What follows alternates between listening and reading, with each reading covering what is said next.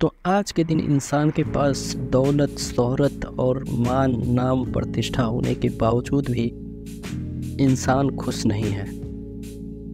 Data ये बताते हैं कि हर 5 व्यक्ति में से 1 व्यक्ति डिप्रेशन, एंजाइटी का शिकार है। तो आइए जानते हैं कि इस मानसिक बीमारियों को कैसे कम किया जा सकता है और हमारे पास जो भी है, जैसे भी हैं, हम कैसे खुश रह सकते हैं। आप हर समय खुशी का चुनाव कर सकते हैं। यह काम आप सुबह अपनी आंखें खोलते ही कर सकते हैं कि दैविक विधान आज मेरे और प्रत्येक दिन मेरे जीवन का संचालन करता है। सारी चीज़ें आज मेरे भले के लिए काम करती हैं। यह मेरे लिए एक नया और अद्भुत दिन है। इस दिन जैसा कोई दूसरा दिन कभी नहीं होगा। मुझे दिन भर दैविक मार्गदर्शन मिलता है और मैं अपने प्रत्येक काम में समृद्ध बनूंगा। दैवी मुझे घेरे में है, मेरे चारों तरफ है और मैं शांति से हूँ।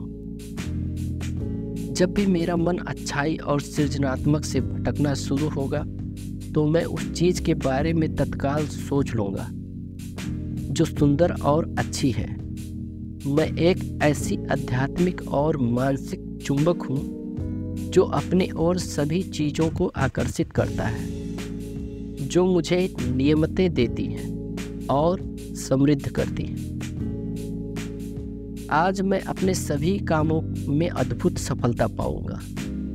निश्चित रूप से इस कहानी से भी आप खुद पता कर सकते हैं कि खुश रहना कोई बड़ी बात नहीं, जबकि एक आदत है।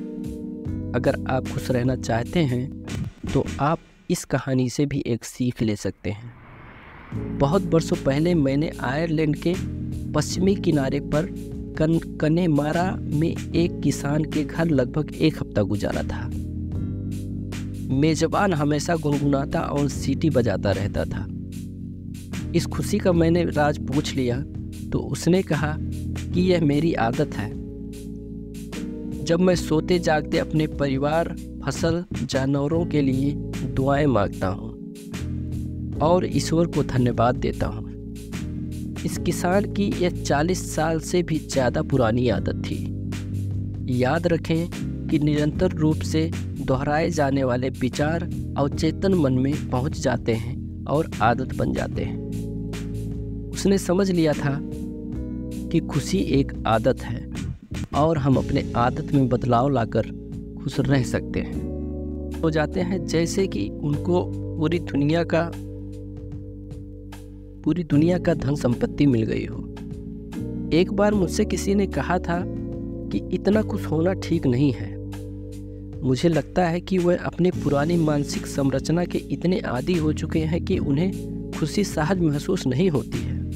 वो अपनी जानी पहचानी तनावग्रस्त, दुखी अवस्था में लौटने के लिए हर समय तैयार रहते हैं। तो हमें ये सोचना चाहिए कि इस 40 साल पुरानी आदत को जैसे किसान ने अपनाकर अपनी जिंदगी में एक रोमांचक भरी जिंदगी बिता रहा था,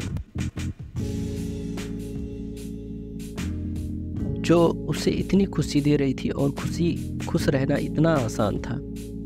तो हमें ये याद रखना होगा कि निरंतर रूप से दोहराए जाने वाले विचार अवचेतन मन में पहुंच जाते हैं और आदत बन जाते हैं। उस किसान ने उसे समझ लिया था और ये खुशी उसकी आदत बन गई थी।